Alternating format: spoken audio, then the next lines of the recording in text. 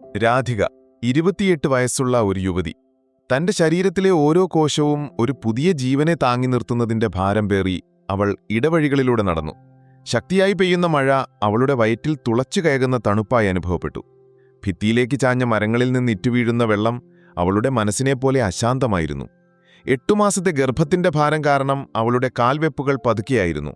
ഓരോ ചുവടിലും ഒരു പുതിയ ജീവിതം ചുമക്കുന്നതിന്റെ വേദന അവൾ അനുഭവിച്ചു. ഒരു ജോലി കണ്ടെത്തുക എന്നത് അവൾക്ക് നിലനിൽക്കുന്ന പ്രശ്നമായിരുന്നു. കടകൾ ഓരോന്നിനും മുന്നിൽ അവൾ പ്രതീക്ഷയോടെ നിന്നു. എന്നാൽ ഓരോ വാതിലും അവൾക്ക് മുന്നിൽ കൊട്ടിയടയ്ക്കപ്പെട്ടു. നിങ്ങൾ ഗർഭിണിയാണ്, ഈ അവസ്ഥയിൽ ജോലി ചെയ്യാൻ ബുദ്ധിമുട്ടായിരിക്കും. ഞങ്ങൾക്ക് സ്ഥിരമായി ഒരാളെയാണ് ആവശ്യം. നിങ്ങൾക്ക് വേണ്ടിയുള്ള ഒഴിവുകൾ ഇവിടെയില്ല.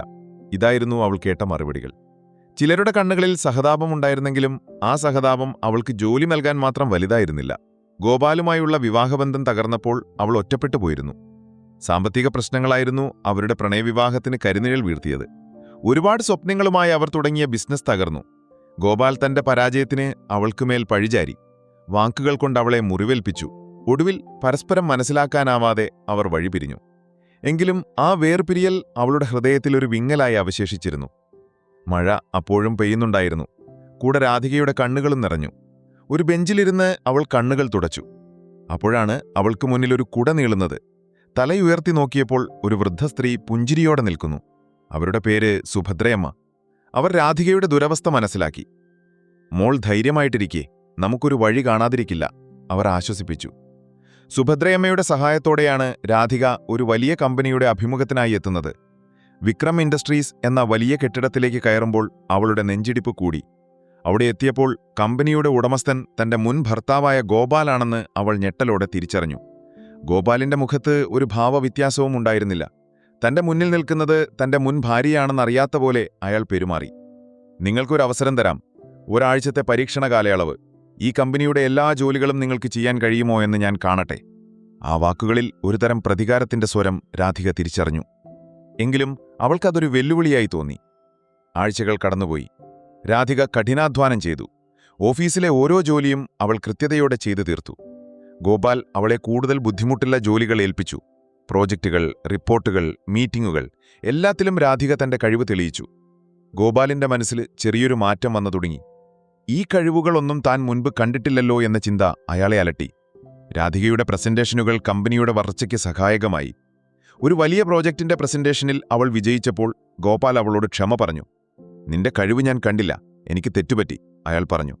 എന്നാൽ രാധികയ്ക്ക് അയാളെ പൂർണ്ണമായും വിശ്വസിക്കാൻ കഴിഞ്ഞില്ല. രാധികയുടെ ജോലിത്തിരക്കുകൾക്കിടയിലാണ് തന്റെ മകനായ അപ്പുവിനെ കടുത്ത പനി പിടിച്ചത് അവൾ അറിയുന്നത്. രാധികയുടെ നെഞ്ച് പെരുമ്പറ കൊട്ടുന്നതുപോലെ മിടിച്ചു.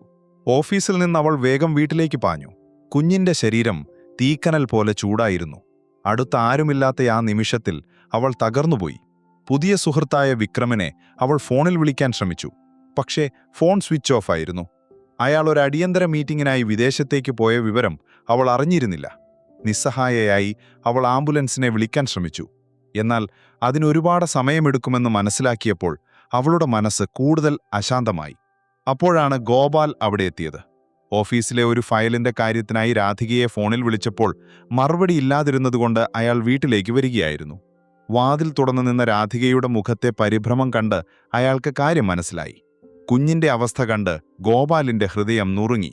ഒരു നിമിഷം പോലും ആലോചിക്കാതെ അയാൾ അപ്പുവിനെ എടുത്ത് കാറിൽ കയറ്റി. രാധികയും കൂടെ കയറി. കാർ ആശുപത്രിയിലേക്ക് പാഞ്ഞു. ആ രാത്രിയിൽ ഗോപാൽ ഉറങ്ങിയില്ല. താൻ കാരണം ഒരമ്മയും കുഞ്ഞും ഇങ്ങനെയൊരു അവസ്ഥയിലായല്ലോ എന്ന ചിന്ത അയാളെ നേറ്റിയെടുത്തു. ഗോപാലിന്റെ യഥാർത്ഥ സ്നേഹം ആ നിമിഷത്തിൽ രാധിക തിരിച്ചറിഞ്ഞു.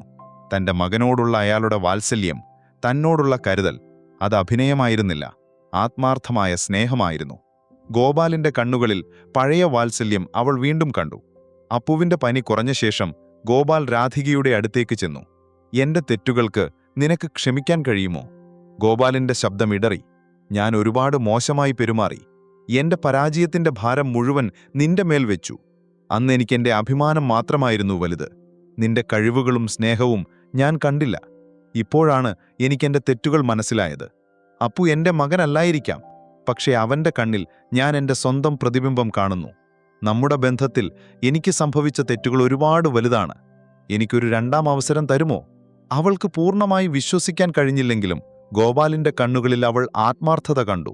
അവൾ ഒരക്ഷരം മിണ്ടിയില്ല. പക്ഷെ അവളുടെ കണ്ണുകൾ നിറഞ്ഞു. രാധികയ്ക്ക് താൻ ഒറ്റയ്ക്കല്ല എന്ന തോന്നൽ ആശ്വാസം നൽകി. അടുത്ത ദിവസം ഗോപാൽ കമ്പനിയിലെ ജീവനക്കാരെ വിളിച്ചുകൂട്ടി. രാധിക എന്റെ ജീവിതത്തിൽ ഏറ്റവും വലിയ വിജയമാണ്, ഗോപാൽ എല്ലാവരുടെയും മുന്നിൽ പറഞ്ഞു. എന്റെ പരാജയത്തിന് ഞാൻ അവളെ പഴിച്ചു, പക്ഷെ അവളായിരുന്നു എന്റെ യഥാർത്ഥ ശക്തി. എന്റെ തെറ്റുകൾക്ക് ഞാൻ അവളോട് ക്ഷമ ചോദിക്കുന്നു. പിന്നീട് ഗോപാൽ രാധികയോട് വീണ്ടും വിവാഹാഭ്യർത്ഥന നടത്തി. രാധിക അത് സ്വീകരിച്ചു. അവർ വീണ്ടും വിവാഹിതരായി. തന്റെ മകനെ ഗോപാൽ ഏറ്റെടുത്തു. ഈ കഥ നമ്മെ പഠിപ്പിക്കുന്നത് സ്നേഹത്തിൽ വിശ്വാസം ഒരു പ്രധാന ഘടകമാണ് എന്നതാണ്. കൂടാതെ ഒരു വ്യക്തിയുടെ യഥാർത്ഥ ശക്തി പ്രതിസന്ധിഘട്ടങ്ങളിൽ എങ്ങനെ പെരുമാറുന്നു എന്നതിനാണ് ഈ കഥ കാണിച്ചു തരുന്നത്.